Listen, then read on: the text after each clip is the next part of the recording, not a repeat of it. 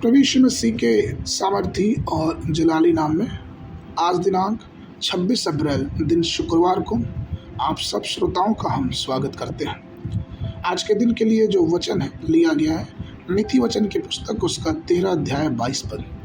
भला मनुष्य अपनी नाती पोतों के लिए भाग छोड़ जाता है, परंतु पापी की संपत्ति धर्मी के लिए रखी जाती है।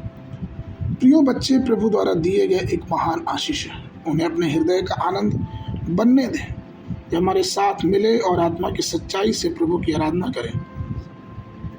उन्हें हर दृष्टि से आपके लिए लाभदायक होने दें।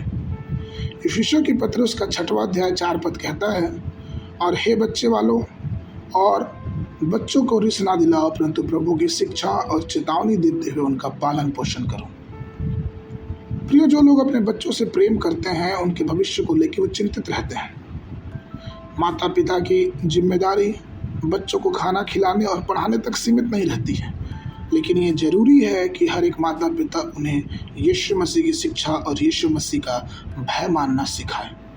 उन्हें यह सिखाए कि संसारिक फूलना फलना जरूरी नहीं, लेकिन उससे कहीं जरूरी आध्यात्मिक रूप से फूलना और फलना है। परिवार की बात करें तो आज संसार में कई परिवार बच्चों के लिए तरसते हैं, लेकिन जब ये परमेश्वर का उपहार आपके जीवन में पड़ा है तो इस बात को बहुत गंभीरता से सोचें। भजन 127 3 और 4 पद कहता है, देखो बच्चे यहोवा के दिए हुए भाग हैं और गर्व का फल प्रतिफल है। जैसे योद्धा के हाथ में तीर होते हैं, वैसे ही जवानी के बच्चे भी होते हैं।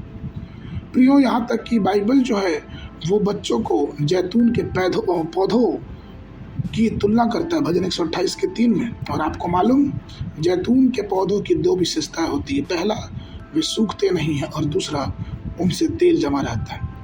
कहने का तात्पर्य यह है प्रियो कि अगर हम परमेश्वर की शिक्षा अपने बच्चों में डालेंगे तो वे कभी सूखने नहीं पाएंगे, क्योंकि पवित्र आत्मा रूपी तेल उनके अंदर हमेशा पाया जाएगा। और शायद यही कारण है कि यशायाह भविष्यवक्ता भी अपने 8वें अध्याय के 18 पद में उन्होंने कहा है, देख मैं और जो लड़के यहोवा ने मुझे सौंपे हैं, उसी सेनाओं के यहोवा की ओर से जो सिय्योन पर्वत पर निवास किया करता है, इस्राएल के लिए चिन्ह और चमत्कार है।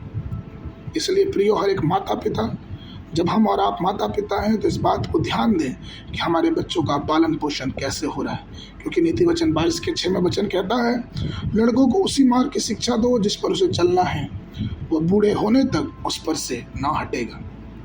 22 के 15 में नीति वचन फिर कहता है, मूर्खता बालक के हृदय में बधी रहती है और ताड़ना की छड़ी उससे उसको दूर करती है।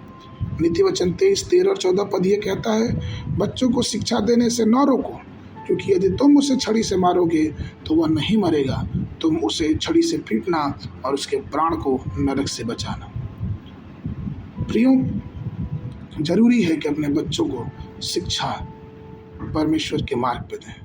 आज के मनन के लिए इब्रानियों की पुस्तक उसका 12 अध्याय 9 पद। फिर जबकि हमारे शारीरिक पिता की हमारी ताड़ना किया करते हैं, तो क्या आत्माओं के पिता के और भी अधीन रहें, जिससे हम जीवित रहें। बाइबल अध्ययन के लिए सुबह के समय 2 सामुएल 23 और 24 अध्याय, शाम के समय लूका उसका 19 अध्याय 1 पद से लेकर 27 पद तक। परमेश्वर आप सबको आशीष दे, सबको